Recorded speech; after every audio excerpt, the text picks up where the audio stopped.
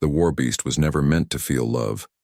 Forged in cages of iron and pain, it had crushed armies, burned cities, and silenced 1,000 dying sons. No one touched it and lived, not even its masters. But that day, a human child did. No weapons, no armor, just a trembling hand and a heartbeat, and the impossible happened. The beast knelt. The battlefield froze. Alien soldiers stared in terror as their unstoppable weapon turned its gaze away from them and toward their enemies, toward us. That day, the universe learned something aliens never understood. Humans don't conquer with fear. We conquer with something far more dangerous, love. And that was how the war changed forever. The night before war was unnaturally quiet. No wind, no birds, no sound of crawling creatures beneath the red dunes of the occupied frontier. Even the stars, those ancient witnesses of 1,000 wars, seemed to hold their breath. On the cracked earth of a dying world, the sky bled faint amber light caught in the folds of drifting ash. A convoy of battered human transports crept through the wasteland like wounded animals searching for a place to die. Inside one of those armored carriers, cramped between frightened faces and dust-caked bodies, sat a child. His name was Eli, 8 years old, bare feet tucked against his chest, eyes that had seen too much too soon. The air stank of oil and fear. Around him, the last fragments of a resistance movement huddled in silence. A mother clutching a cracked water canteen. A soldier with blood still drying on his sleeve. A boy no older than Eli staring into the floor like it might offer an escape. Their vehicle rattled as it crossed the old mining basin, the very place where the aliens had landed 5 years ago and carved their empire into the planet's spine. Above, black ships prowled the heavens. Their hulls glimmered faintly like the scales of beasts hiding in deep water. These were the war fleets of the Dominion, cold and efficient as though no hands had built them, only machines and cruelty. For years, humans had fought them with guns, with courage, with desperate prayers, and lost. Tonight, this convoy wasn't a battle line. It was a trail of survivors. Eli pressed his forehead against the metal wall. It was cool, cooler than the choking air. He closed his eyes, remembering the sound of his village before the Dominion came, the creak of windmills, the whistle of his father's boots as he returned home, his mother's quiet hum when she kneaded bread. The world had been warm then, soft. Now it was ash. A flash of light outside cut the night in two. The driver swore under his breath. Searchlights, they'd been found. Engines screamed. Another convoy vehicle exploded ahead, blooming into an orange fireball. The shockwave rattled Eli's chest like a fist. Screams filled the cabin. Steel twisted. The vehicle swerved. In the distance, the sky split open as something enormous descended. It wasn't a ship. It was alive. It fell like a shadow over the convoy, a creature taller than any building Eli had ever seen. Its shape rippled in the searchlights, jagged, plated like some ancient god of bone and iron. Its breath came out in gusts that shook the sand. Even from a distance, Eli could feel its presence like heat from a furnace. It wasn't a beast born of nature. It was made, sculpted in pain and silence. The Dominion called them war beasts. Humans called them the end. The soldiers in the convoy opened fire, their bullets little more than sparks against its armored hide. The creature didn't even flinch. Its head turned slowly, glowing eyes narrowing as if bored. Then it opened its mouth and a low sound rolled across the plain, not a roar, not quite. Something worse. A sound so deep it seemed to reach inside bones and crush breath. The vehicle stopped firing, not because they ran out of bullets, because something ancient in every human nerve screamed that fighting was useless. The Dominion troop carriers arrived moments later, sleek black machines hovering just above the earth, their engines whispering like blades being drawn.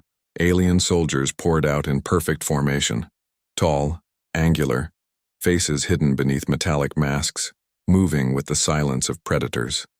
No shouting, no chaos, just precision. The humans tried to run. A few screamed.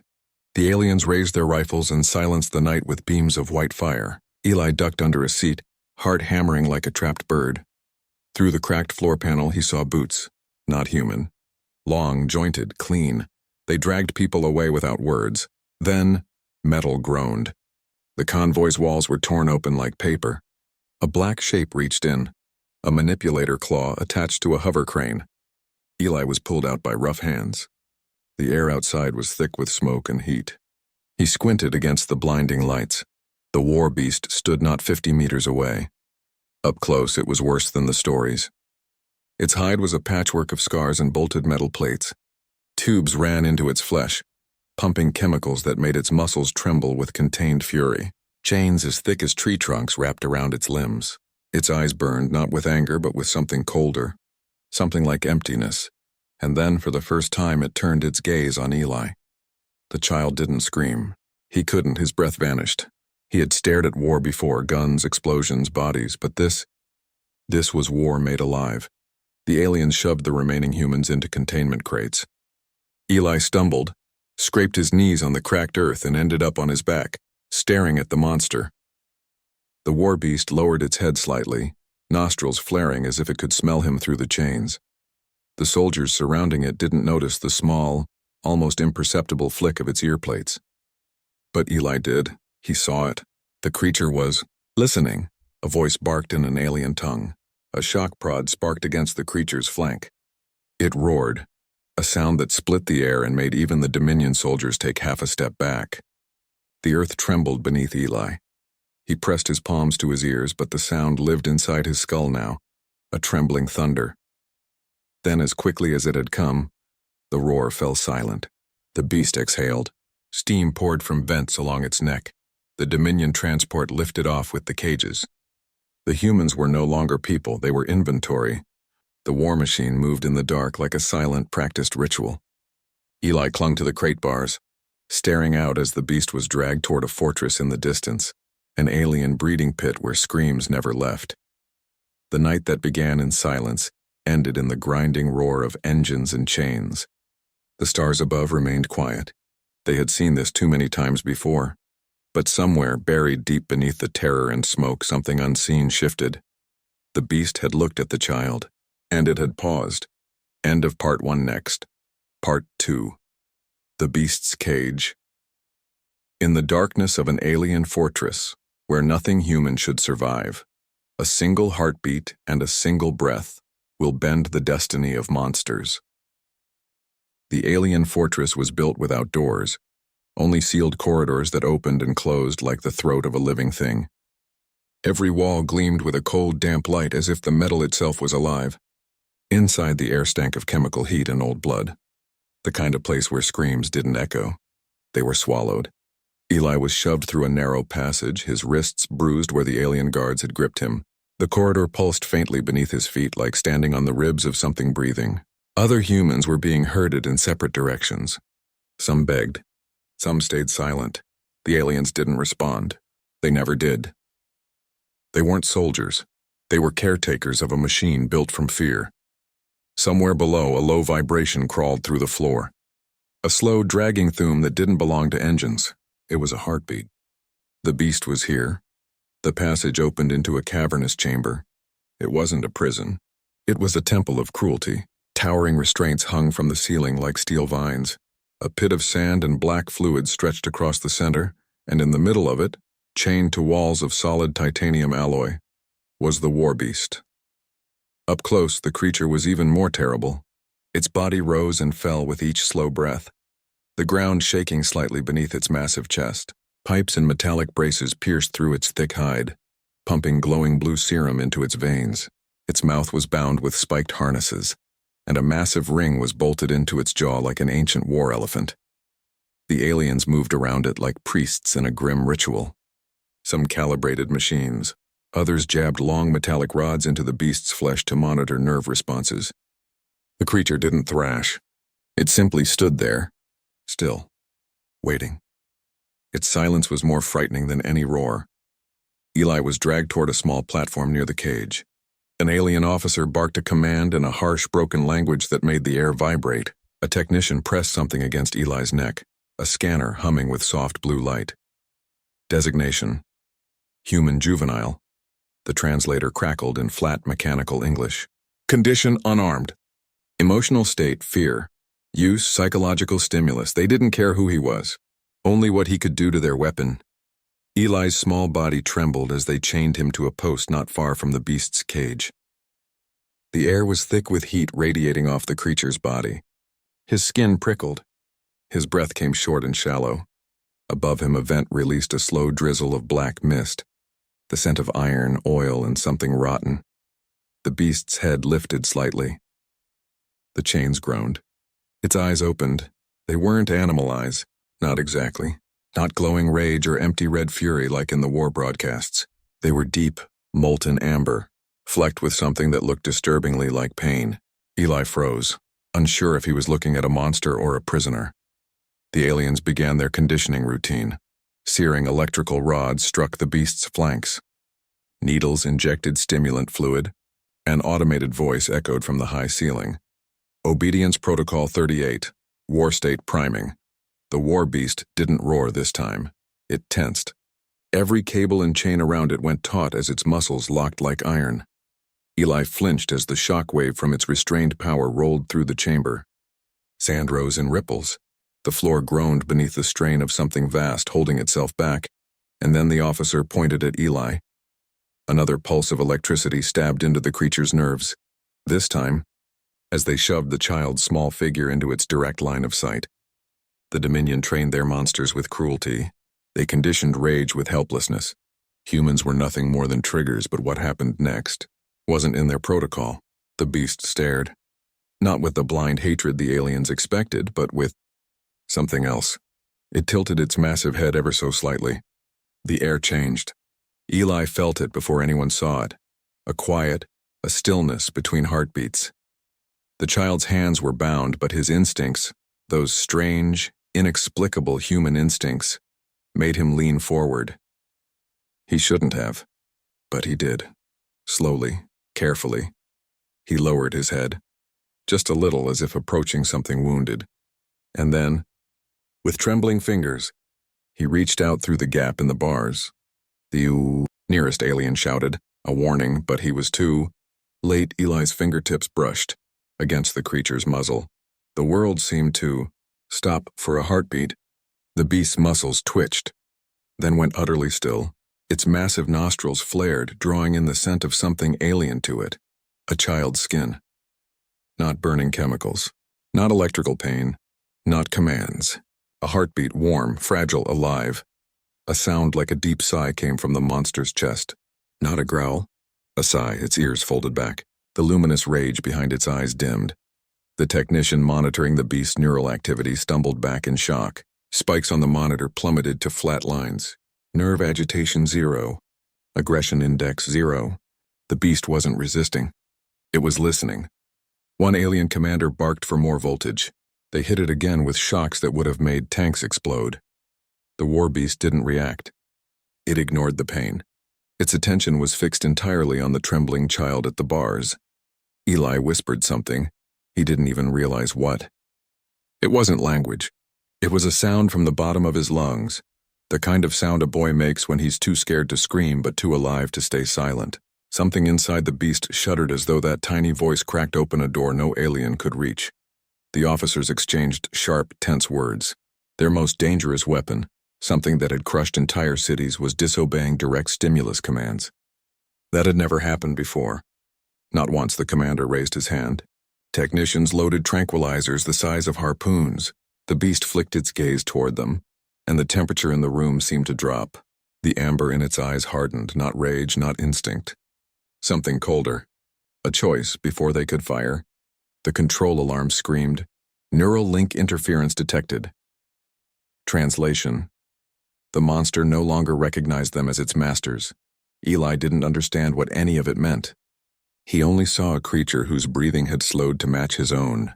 Somewhere between fear and wonder, tears slipped down his dusty face. For the first time in its existence, the beast wasn't controlled by pain. It was calm. That night, in the alien fortress where every heartbeat was scripted by cruelty, something ancient and unpredictable happened. A human child touched the Dominion's perfect weapon. And the weapon listened. No one spoke. The technicians stood frozen. The commander's grip on the tranquilizer shook. In the beast's eyes, there was no hatred. There was a mirror. The alarms began as a low tremor beneath the floors, a mechanical heartbeat gone wrong. Then came the crimson light, spilling down the walls like blood through veins. In the fortress where every moment was a calculation, every breath a controlled equation, chaos crept in like a silent infection. The war beast stood unmoving in its cage, but the Dominion technicians knew something fundamental had fractured. Their weapon, their living god of destruction, was not responding to the command pulses. The neural control network, once absolute, was faltering. Eli sat against the cold wall, wrists still bound, knees pulled tight to his chest. His tiny shadow flickered in the warning light. The beast's enormous head loomed just meters away, resting on crossed chains. It should have been thrashing, roaring, tearing itself against steel. Instead, it watched him. For the first time, the creature wasn't waiting for orders. It was waiting for him. The lead commander stormed into the control pit. His armor gleamed black, each movement precise like a blade. He barked in their language, sharp spined syllables that felt like they could cut skin. Technicians rushed to recalibrate the pulse emitters. Electric arcs danced along the chains. A voice echoed through the chamber, cold and absolute. Obedience protocol override. The war beast did not move. Every Dominion weapon was trained to obey pain, to fear pain, to become pain. The override always worked. But this time, a single child had severed the Dominion's oldest leash. The commander raised his gauntlet and increased the voltage to lethal levels. Blue light flooded the room, painting Eli's face in a ghostly pallor. The beast stiffened as currents ripped through its nerves, chains vibrating like struck bells. Its roar filled the fortress, but it wasn't a mindless roar anymore. It was controlled, targeted. The sound wasn't just noise. It was defiance. Panels on the ceiling cracked. Dust rained down. The commander's fingers twitched with fury. "Increase power," the translator croaked. "If it won't obey, break it." But the creature didn't break. It chose not to. In that red-lit chamber, a truth unfolded like a quiet storm. Dominion science had mastered control, but it had never understood trust. The beast had been conditioned to fear.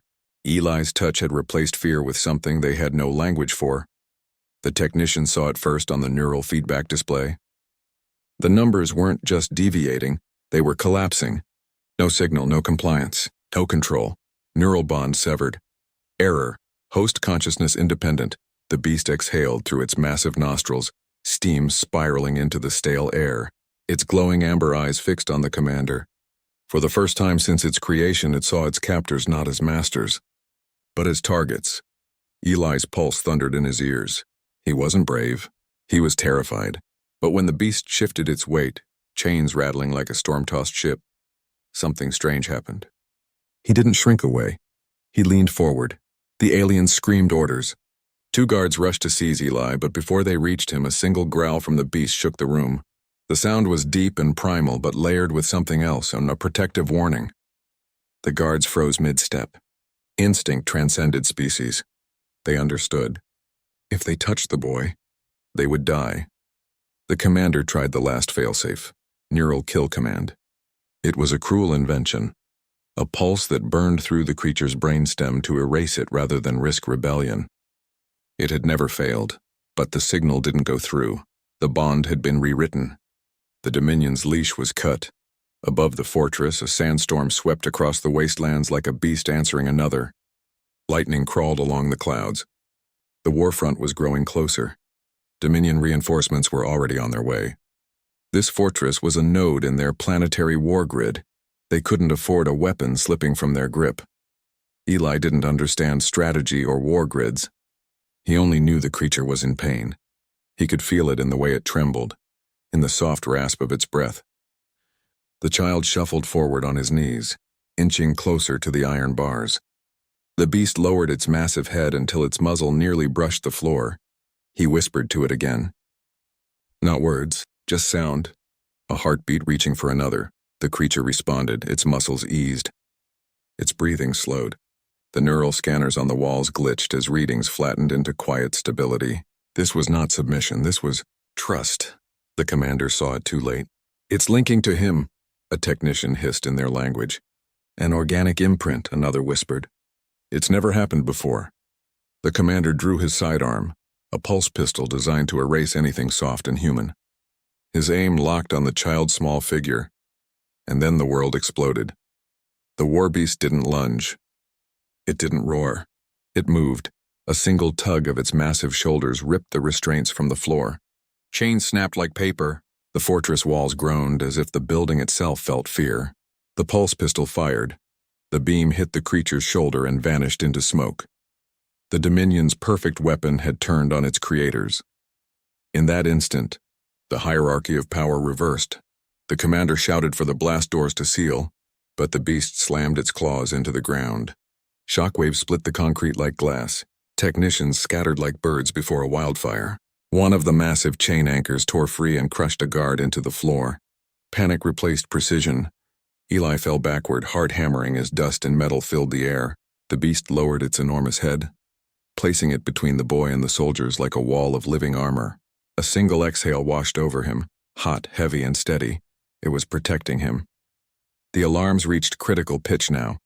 Emergency shutters crashed down. Sirens wailed through the entire fortress. Across the communications grid, Dominion officers barked in cold panic. Sector 7 containment breach. Primary war asset compromised. Send reinforcements. Do not let the human leave with the creature. In the chaos, Eli's chains were shattered by falling debris. He crawled to his feet, coughing through the smoke. The beast turned its great head toward him, amber eyes flickering faintly like embers in the dark. It didn't need words. It was asking him something. Run? Follow? Trust? Eli reached out again, palm open. The monster, the most feared weapon in the Dominion's arsenal, lowered its muzzle to his hand like a loyal hound.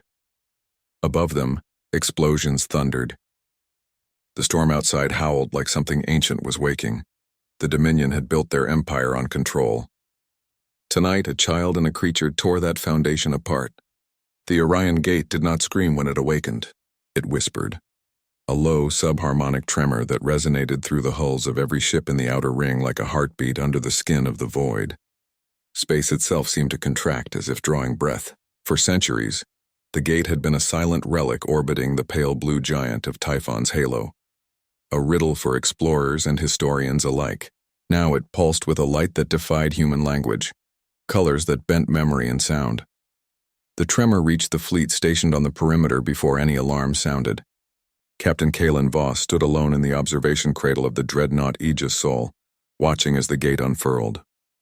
The ring, kilometers wide, rotated silently, its dark alloy veins illuminated by serpentine rivers of violet energy. What had once appeared dormant now resembled a living thing, a predator stirring after a 1,000-year slumber. Around the perimeter, orbital sentinels drifted closer, their lenses recording every vibration, every impossible hue. The gate's center, once empty, just a window to the stars beyond, had thickened into a distortion. Like glass softening under heat, reality itself warped and then it split. It was not a clean break, but a fold.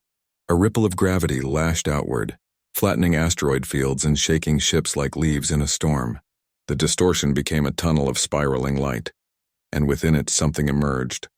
It wasn't a ship as humanity knew ships. No hard angles, no reactors belching radiation. It moved like a fluid dream, shimmering through wavelengths. Its surface wasn't metal, but a living lattice that rearranged itself every second, like a thought shifting its shape. The first contact. The fleet's AI nets screamed warnings as sensors failed to categorize the object. No transponder, no IFF. Its mass defied standard readings.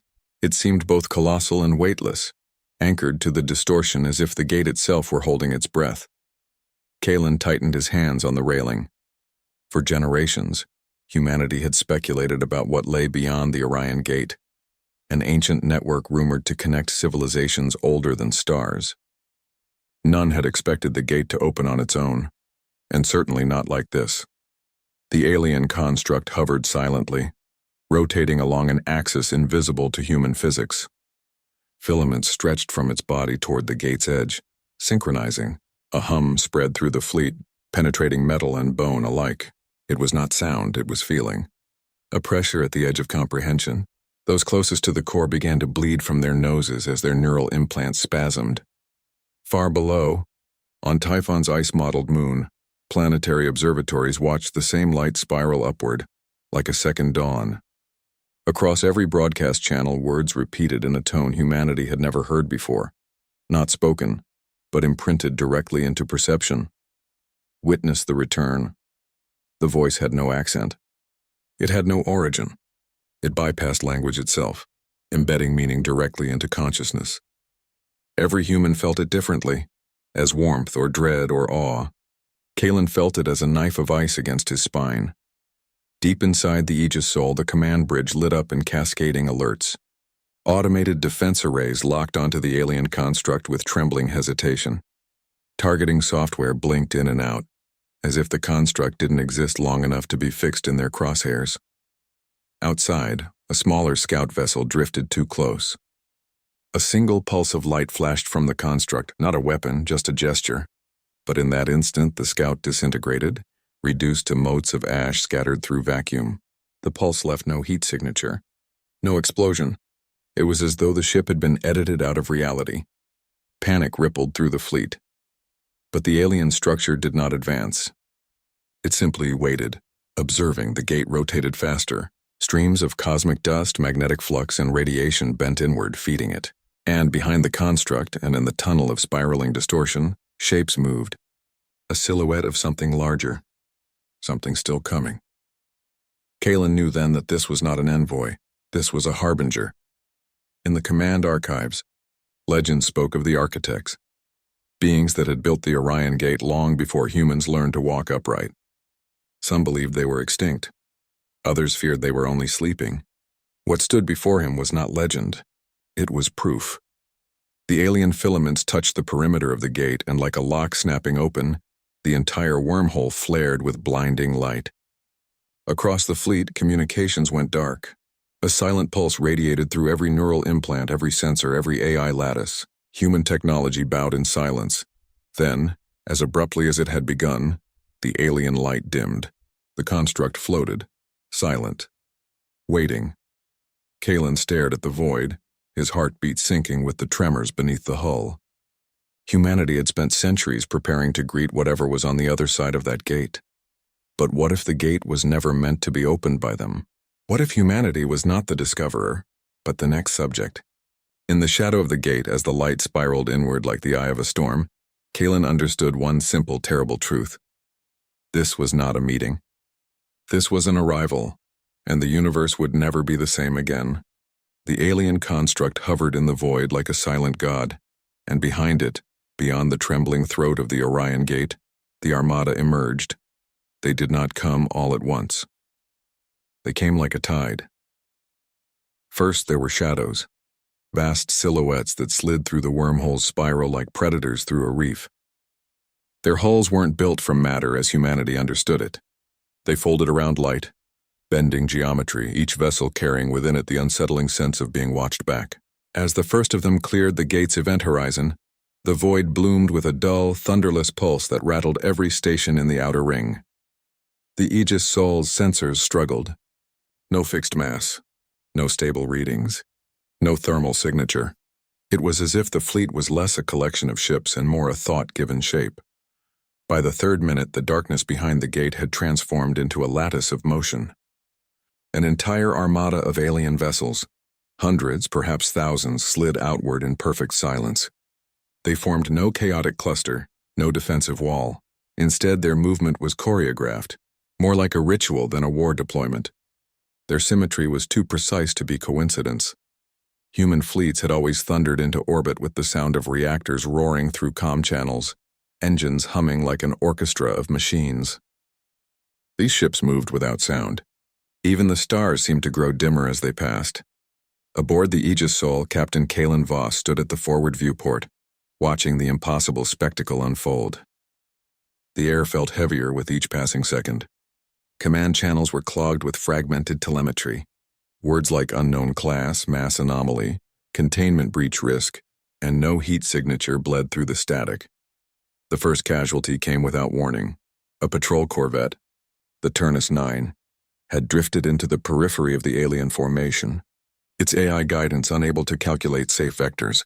Before the crew could correct their trajectory, the alien fleet responded, not with lasers, not with missiles, not even with visible energy, A ripple passed through the nearest alien ship and a silent wave radiated outward. The Turnus 9 imploded. No debris, no explosion, no fire. Just a single flash of warped light and then nothing.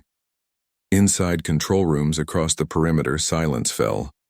The absence of the Corvette was total. Even its data ghost, the residual signature every destroyed ship left behind, had been erased. It was as if the Turnus 9 had never existed at all. Then came the second ripple. The alien formation began rotating around the gate, synchronizing with its expanding pulse. The void took on a deep blue hue as if someone had submerged the stars beneath a frozen ocean. The alien ships cast long, blade-thin shadows across the gas giant Typhon's halo. No transmissions, no signals of intent, just movement. And then the silence field began. Every human ship, station, and relay along the perimeter felt it simultaneously, a sudden collapse of all long-range communications. Subspace channels went black. Quantum relay chains flickered out like candles. What had been an armada of over 300 human vessels now hung like isolated islands, unable to speak to each other in the storm. Panic spread in the dark. Aboard the carrier Vigilant Dawn, Commander Rashid slammed manual relays, trying to boost comms through line-of-sight lasers. Static answered him. A soundless wall surrounded them, not jamming, but something deeper. Something that reached inside their machines and turned off the idea of connection itself. It was a silence that wasn't the absence of sound. It was the removal of presence. Kalen's second-in-command. Lieutenant Nira Selene slammed a hand on the interface. "Captain," she whispered as though speaking louder would break the world further. "They're not blocking comms. They're collapsing reality around it." Kalen didn't answer. He couldn't. Because part of him felt it too. A wrongness pressing in on the edge of perception. The alien armada was not just in space. It was altering it. Below them, the moon colonies flickered. Civilian cities, domes glowing faintly against the icy crust, went dark one by one. Power grids fell silent as orbitals above lost their anchors. The fleet's position, once secure, now felt like a trap. Then something extraordinary happened. The alien fleet stopped moving, all at once. Every ship aligned in a perfect sphere around the Orion Gate, rotating slowly, their surfaces shimmering like liquid night. A single central vessel, larger than any other Punby, floated forward. Its design was unlike the rest. It was a colossus, its structure shifting like a storm contained within glass. Symbols flowed across its skin, language written in motion, not ink. The Aegis Soul's last functional sensors focused in, and the universe blinked. Across every human ship, the same image flashed inside their neural implants, bypassing screens and encryption, a star being devoured by black light. 1,000 screaming suns collapsing inward into a single point, and then a whisper carved directly into the mind. This system was never yours. The voice was both ancient and inhuman. It didn't echo. It resonated like gravity turned into speech. All across the fleet, crew members collapsed under the weight of it. Some screamed. Others simply stared, glass-eyed, as if the voice had pressed a finger against their souls. Kalen gripped the railing, forcing himself to breathe. His training, forged through decades of black campaigns, screamed at him to raise shields and fire. But what could you shoot at gods? The alien armada remained motionless, their formation a sphere of judgment. But beyond the terrifying stillness, a pattern emerged. Subtle, mathematical, terrifyingly deliberate. Their positioning was not arbitrary. They had surrounded the system in a containment net, not an attack, an occupation. And in that moment, Kalen realized the most devastating truth of all. The architects hadn't just returned. They had never left. They had been waiting. The sky broke not in sound, not in light, but in presence. The silence field tightened around the human defense perimeter like a cold hand around a fragile throat. Communications gone. Radar, blind, subspace, dead. Even the stars themselves seemed to blur, as if the universe was folding inward. Every human ship, from the Aegis Soul down to the smallest medical shuttle, floated alone in the vast cold, listening to a storm that no machine could measure. It was in that silence that fear began to whisper. On the moon colony below, the storms grew worse. Typhon's atmosphere, a place of gentle auroras and soft blue winds, began to convulse like a living thing.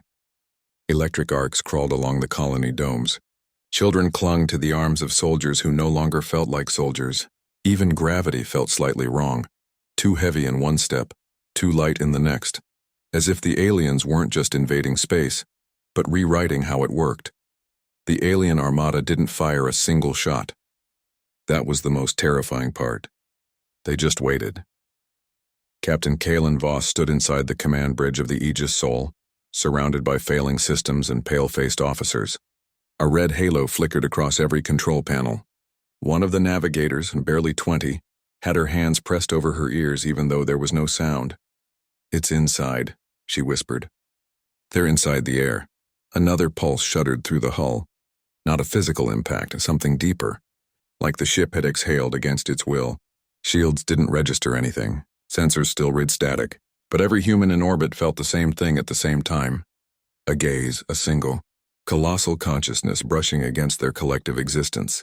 Far below, within the alien war camps that had been hidden on Typhon for weeks, the war beasts stirred.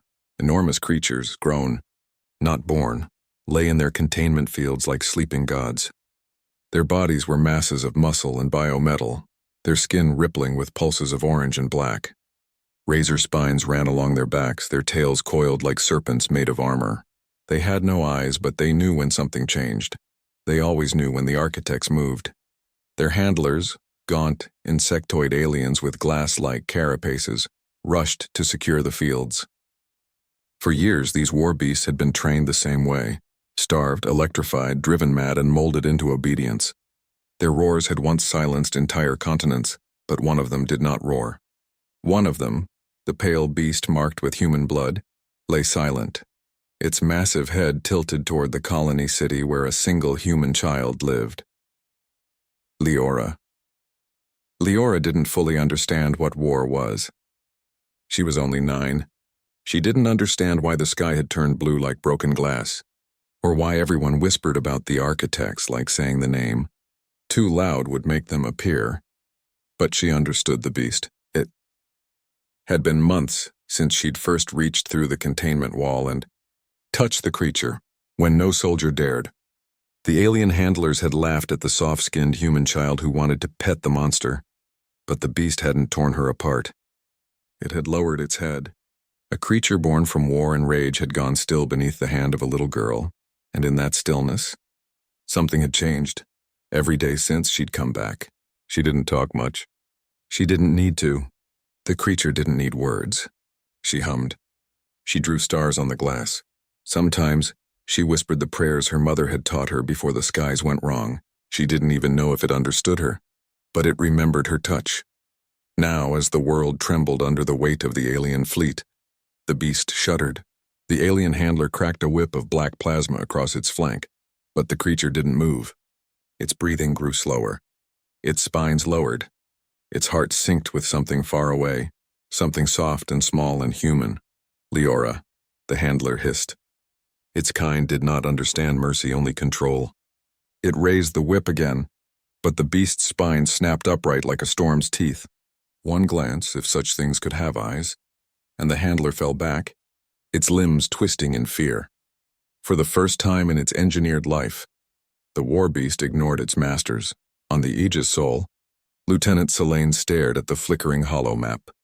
"Captain," she said quietly, "the beast pens are destabilizing." "Say that again, sir. One of their war beasts isn't responding to control. It's rejecting the neural leash." "Impossible," muttered one of the tacticians. Those things were hardwired, but the data was clear. The leash was breaking, not by human hands, by the will of the creature itself. Kalen's jaw clenched. This was no ordinary monster. Someone, had reached it. Leora crept through the emergency tunnels beneath the colony domes. Her parents were gone. The evacuation alarms hadn't worked. The world above felt like it was holding its breath before a scream. She followed the soft glowing lines on the wall that led to the creature's cage. The closer she got, the warmer the air became, not like fire, but like a heart beating somewhere in the dark. She pressed her small palm against the steel wall. The beast felt her before she arrived. The containment glass hummed like a living thing. When she stepped into the chamber, it lifted its colossal head. To the aliens, it was a weapon. To her, it was just him. She walked to the wall, raised her trembling hand and whispered, "I'm scared." And something answered, not in words. In pulse, the glass vibrated softly, matching her heartbeat. She pressed harder. The creature leaned forward so close she could feel the heat radiating through the barrier. Tears rolled down her cheeks. "Please," she said, though she didn't know what she was asking for. The alien sirens howled. A red strobe bathed the chamber, and then, with a sound like the sky itself cracking, the containment wall split. Not shattered. Opened, like the beast had simply willed it to be so. The aliens screamed as the monsters stepped into the corridor. But it did not crush the girl. It lowered its head until the crown of its spines brushed her tiny fingers, and Leora whispered, "Let's go." Above, the silence field began to hum with new frequencies. Alien ships adjusted position. Something in their perfect, godlike rhythm faltered. One of the war beasts had gone dark on their leash. It was a small thing, a single pulse in the ocean of war, but it was enough. Captain Kalen didn't know what was happening on the surface. But he saw it on the scope, a disturbance in the alien network, a single thread unspooling inside their perfect control web. He leaned forward. "Whoever you are down there," he muttered, "don't stop." The architects finally moved. A single beam of black light descended from their flagship, striking the Typhon surface with surgical precision. It wasn't meant to destroy. It was meant to erase. Cities, bunkers, entire topographies, rewritten into non-existence. The colony began to disappear like chalk lines washed by rain. But in the center of the storm, something roared. Not a machine. Not a human. A beast. The pale war beast stepped into the open sky, Leora on its back like a child riding a living mountain. Its roar fractured the silence field. Just a crack, but enough to be felt across the fleet. Alien ships faltered. 1,000 human soldiers, cut off for hours, suddenly saw a piece of their world fight back. For the first time since the Armada arrived, the architects reacted like something had gone wrong. Above the planet, in the bridge of the Aegis Sol, the stars seemed a little clearer. Lieutenant Selene turned slowly to Kalen. "Sir, something's fighting them." He exhaled through clenched teeth. "Good." Then he looked out the viewport. A beast and a child against an empire, a single spark in the dark, but sometimes that's how wars are won. The sky was no longer silent. The moment the war beast roared, the world itself changed. A vibration deeper than sound rolled through Typhon's upper atmosphere, shattering the alien stillness that had blanketed the system like a coffin lid. It was not just a roar. It was a signal. For years, the architects had conditioned these creatures to obey a single language: pain. Whips, leashes, neural spikes, starvation, obedience carved into bone. But this roar didn't belong to the architects. It belonged to something else. It belonged to the beast itself, and it answered not cruelty, but a child. From orbit, the Aegis Sol registered the wave as a gravitational anomaly. It rippled outward like rings in a pond, punching a hole, however small, in the silence field. Captain Kalen Voss leaned over the tactical holomap as lines of static cleared for the first time in 17 hours. Faint telemetry flickered back online. Contact with surface? Lieutenant Selene's voice broke into a laugh that was almost disbelief. "It's cracking, sir." "Lock onto that signal," Kalen ordered. "If there's a spark down there, we'll feed it oxygen." The alien armada above Typhon shifted as if startled. An empire that had never been startled before. Formation vectors stuttered. Warships that once moved in divine synchronization lagged by fractions of a second. And in a war measured in heartbeats, those fractions mattered. Below, the battlefield turned into something out of a fevered myth. The pale war beast burst from the ruins of its pen like a storm given flesh. Its spines caught the blue light of the alien beams, scattering it into fractured halos.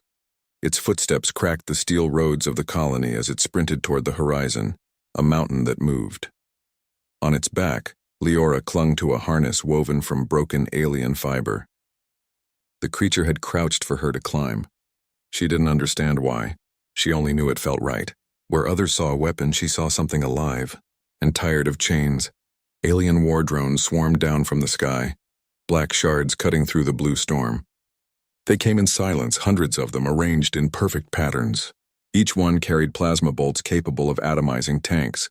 The beast lowered its head and charged. The first volley rained down like fire. Energy bolts struck its armored hide, exploding in arcs of blue light. The air smelled of ozone and scorched metal. Leora screamed and gripped its spines. But the creature didn't fall. It absorbed the hits like a tidal wave swallowing stones. One drone came too close. The beast snapped its massive tail like a whip. The air cracked. The drone disintegrated. A streak of molten shards tumbling across the dark sky. And then, something extraordinary. The other beasts across the alien camps heard the roar. The architects had designed their war beasts to exist in silence, isolated, broken things without language. But they had underestimated the nature of living things. Deep in the labyrinthine containment field scattered around Typhon, other war beasts stirred. Not because of alien commands, because of a sound older than war, older than obedience. One rose, then another, then 5, then 20. And across the entire hemisphere, the architects felt control slipping. Inside their flagship, the architects moved like a living machine. They didn't speak. They synchronized. The largest of their kind extended a limb, sharp and crystalline, and inserted it into the control spire. Instantly, waves of black geometry folded outward, forming patterns in the sky. The Armada's response was brutal. 7 warships broke formation, their hulls unraveling into long, spear-like appendages of dark energy. They targeted the beast, not with conventional weapons, but with reality fractures. The architects didn't just destroy matter, they unwrote it. Leora saw the sky rip apart like a page tearing in slow motion. Beams of black light fell from orbit, converging on her and the creature. But the beast didn't run, it leapt. A mountain-sized body launched upward like a comet, smashing into the falling energy with raw force. The beams bent around it. The shockwave tore through the colony ruins, sending dust and shards flying for kilometers. Alien drones spun out of control. The beast landed with an impact that shook the continent, cracked the crust, and sent seismic alarms screaming through the fleet above. On the Aegis Sol, Kalen gripped the railing. "God help me," he whispered. "It's fighting their ships." The human tactical grid came back in fragments, but it was enough. The rogue beast was pulling the alien fleet's attention, concentrating their precision strike units on a single location. It wasn't a weakness before, but now it was. He slammed the emergency command console. All ships, weapons free. Focus on the hole in the silence field. Hit them while they're blinking. On Typhon, Leora's hair whipped around her face as the beast ran, faster than wind, faster than machines, across what remained of the colony plains. The sky boiled. Alien ships descended, but she wasn't afraid anymore. She pressed her forehead to the creature's skin, warm and alive, and whispered, "Don't stop." And it didn't. Then came the moment that no one, not even the architects, we'd expected. The beast threw back its head and roared again. But this time, it wasn't alone. Dozens of other war beasts answered. The sound tore across Typhon's atmosphere like thunder chasing itself through a canyon. Containment fields shattered like glass. Chains snapped.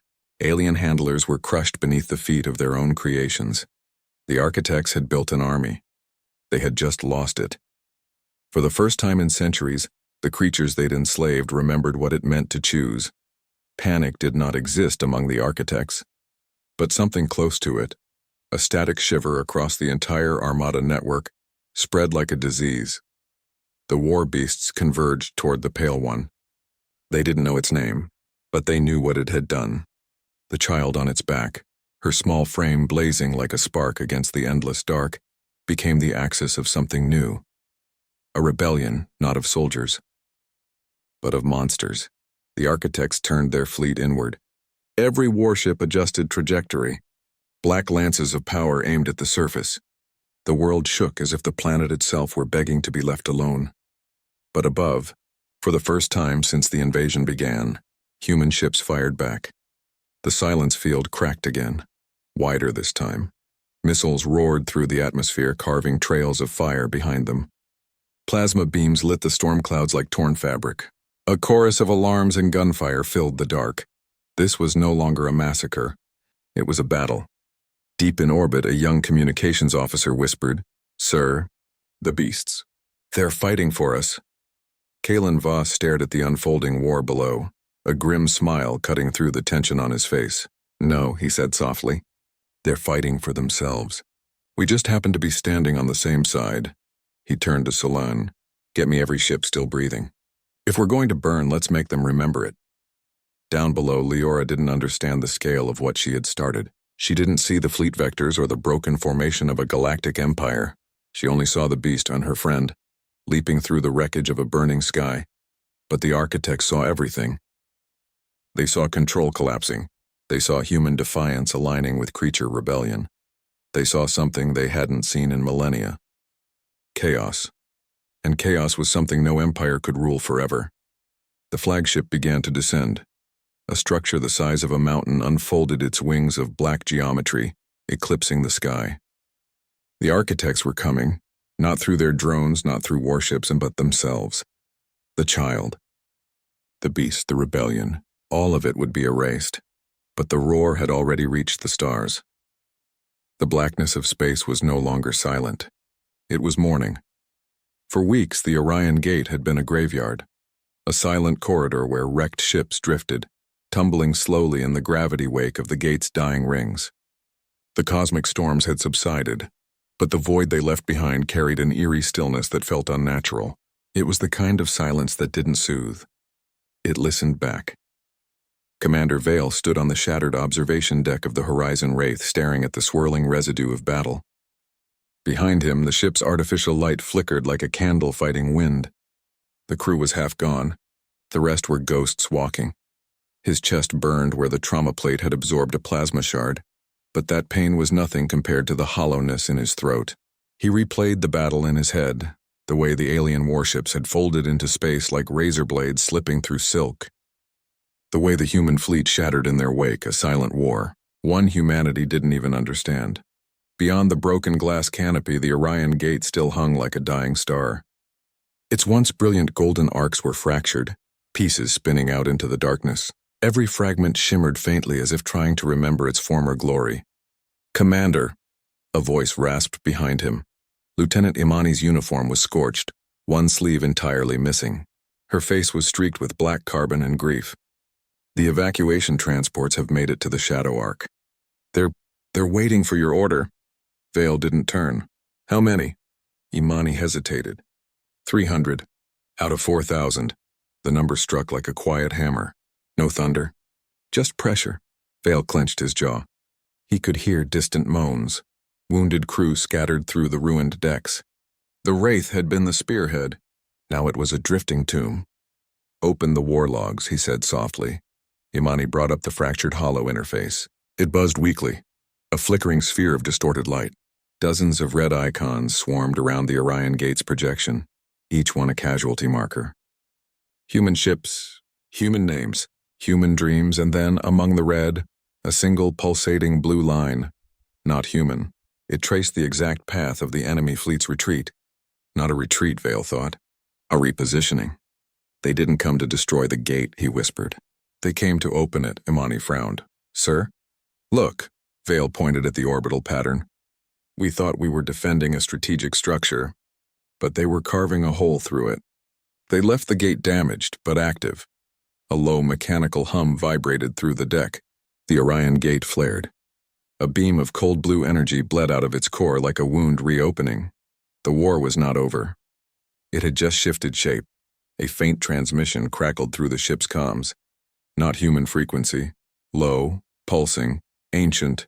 The language of the Primarchs. The first architects of the gate. Long thought extinct. The AI translation struggled, producing jagged fragments of speech, or threshold. "Breached. Arrival. Imminent." Imani's eyes widened. "Arrival?" Vale stepped forward, pressing his palm to the cracked glass, staring into the gate's blue vortex. "They're calling something through." The cold realization crawled down his spine. The fleet they had fought wasn't the main force. It was a key.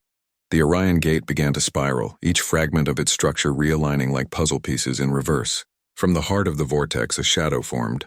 Enormous, slow, incomprehensibly old, like a continent drifting through the sea of stars.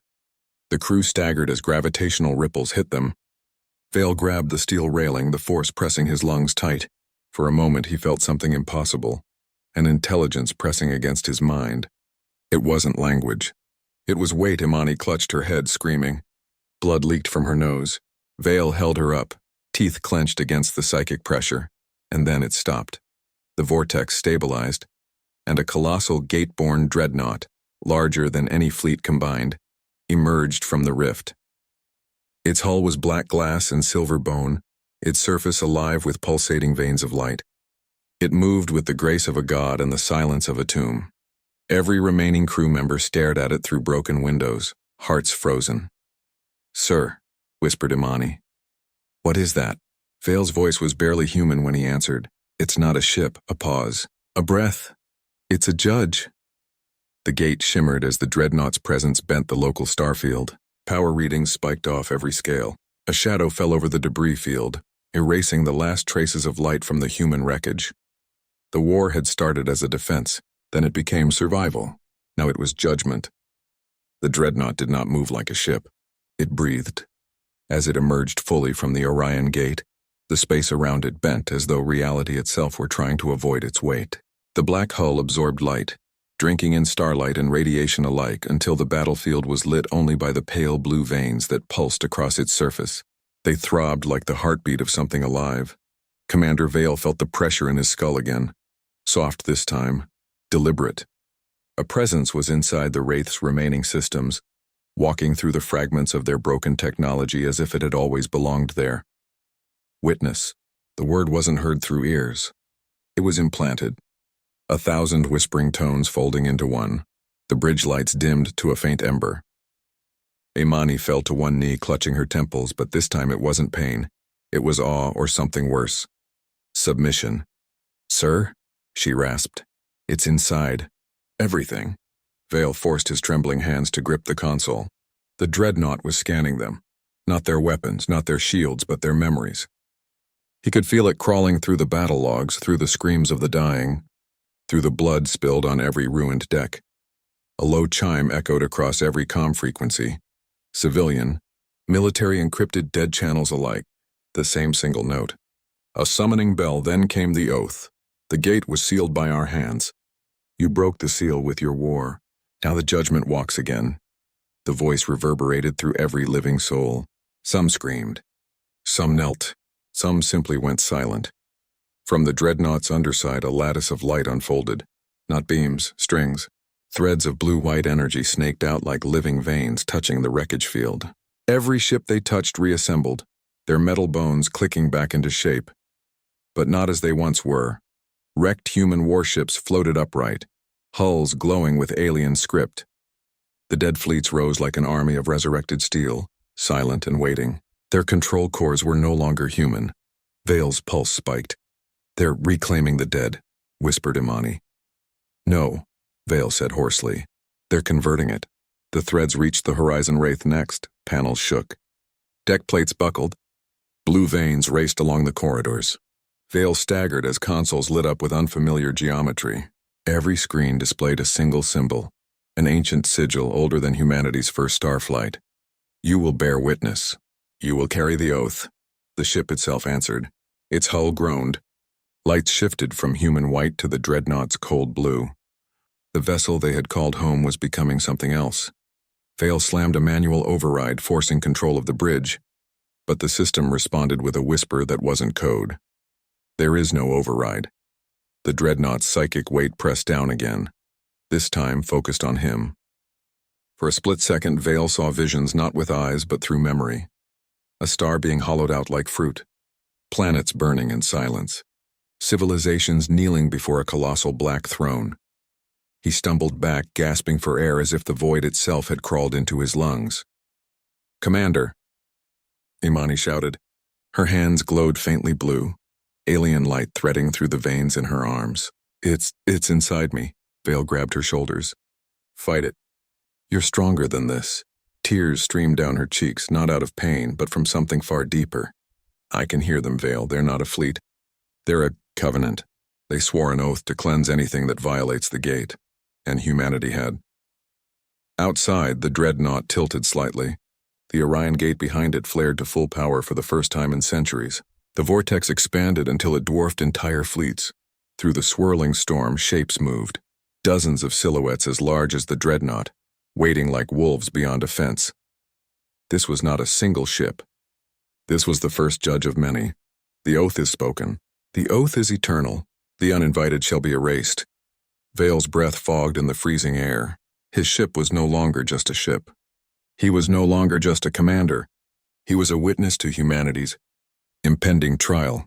He activated the last working, secure uplink to the remnants of the human fleet, barely a handful of damaged transports and frigates drifting in the distance.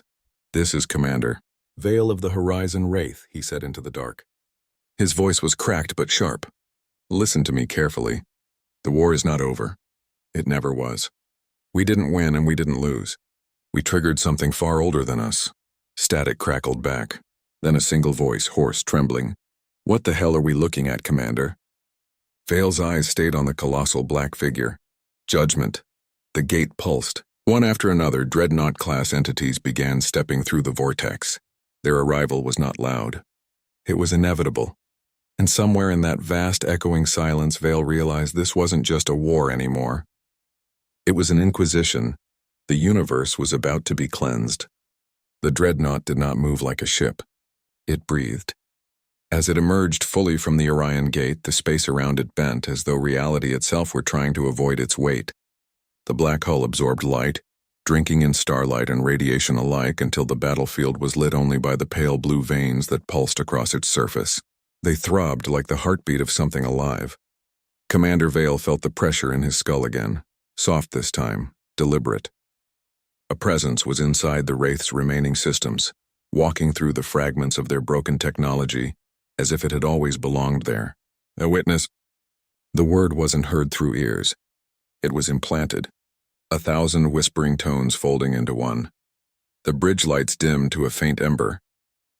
Imani fell to one knee, clutching her temples, but this time it wasn't pain. It was awe or something worse. Submission. Sir, she rasped. It's inside. Everything.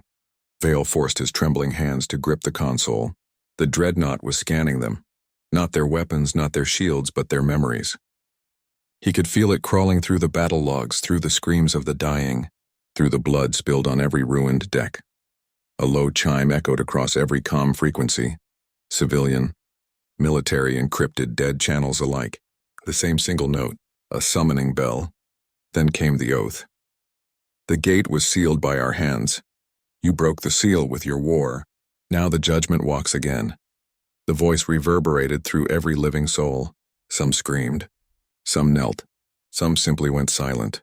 From the dreadnought's underside, a lattice of light unfolded.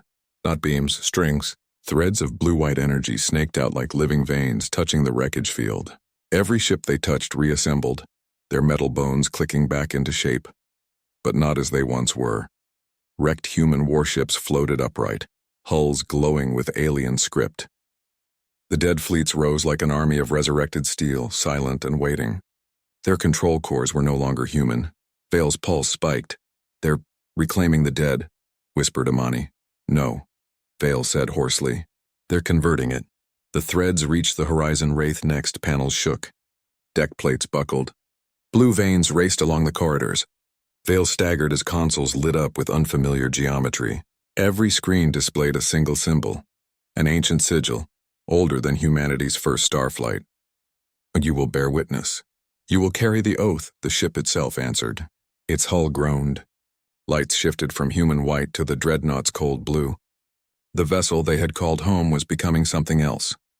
Vale slammed a manual override, forcing control of the bridge. But the system responded with a whisper that wasn't code. There is no override. The dreadnought's psychic weight pressed down again, this time focused on him. For a split second, Vale saw visions not with eyes but through memory. A star being hollowed out like fruit, planets burning in silence, civilizations kneeling before a colossal black throne. He stumbled back, gasping for air as if the void itself had crawled into his lungs. Commander, Imani shouted. Her hands glowed faintly blue, alien light threading through the veins in her arms. It's inside me. Vale grabbed her shoulders. Fight it. You're stronger than this. Tears streamed down her cheeks, not out of pain, but from something far deeper. I can hear them, Vale. They're not a fleet. They're a covenant. They swore an oath to cleanse anything that violates the gate. And humanity had. Outside, the dreadnought tilted slightly. The Orion gate behind it flared to full power for the first time in centuries. The vortex expanded until it dwarfed entire fleets. Through the swirling storm, shapes moved. Dozens of silhouettes as large as the dreadnought, waiting like wolves beyond a fence. This was not a single ship. This was the first judge of many. The oath is spoken. The oath is eternal. The uninvited shall be erased. Vale's breath fogged in the freezing air. His ship was no longer just a ship. He was no longer just a commander. He was a witness to humanity's impending trial. He activated the last working, secure uplink to the remnants of the human fleet, barely a handful of damaged. Transports and frigates drifting in the distance. This is Commander. Vale of the Horizon Wraith, he said into the dark. His voice was cracked but sharp. Listen to me carefully. The war is not over. It never was. We didn't win and we didn't lose. We triggered something far older than us. Static crackled back. Then a single voice, hoarse, trembling. What the hell are we looking at, Commander? Vale's eyes stayed on the colossal black figure. Judgment. The gate pulsed. One after another, dreadnought-class entities began stepping through the vortex. Their arrival was not loud. It was inevitable. And somewhere in that vast, echoing silence, Vale realized this wasn't just a war anymore. It was an inquisition. The universe was about to be cleansed. The Horizon Wraith was no longer a ship. It was a scream frozen in metal. Every deck buckled, every beam howled under the crushing pressure of the judge's will. The blue lattice encased it like a spider's cocoon, rewriting atoms as easily as ink on wet paper. But even as the hull burned away, the signal kept pulsing into the void. Defiant, stubborn, human. One voice against eternity. Vale floated above the command platform, the ship's collapsing gravity turning weight into memory. Smoke curled like soft ribbons through the thinning air. The stars bled blue through the shattered bridge windows. His hands were blistered but still clamped to the control rail. His chest rose and fell like a hammer. Outside, the judges loomed. Titans against a whisper. But something had changed. The perfect symmetry of their formation wavered. A flicker, small but real. Their language, once smooth and absolute, shuddered in their shared frequency. They had never faced resistance that refused to kneel, and Vale, one dying man, had carved a hairline fracture into their monolith. Imani drifted a few meters away, held by the last whisper of the ship's failing inertial field. Her skin was pale, her lips bloodied, but her eyes were alive, fierce, human. You bought them time, she rasped. Vale's voice cracked like burnt metal. That's all I ever wanted. He looked at her, and in that moment there was no fleet, no judges, no gate. Just two souls suspended in a collapsing world. Do you think they'll listen? She asked. Vale thought of the colonies.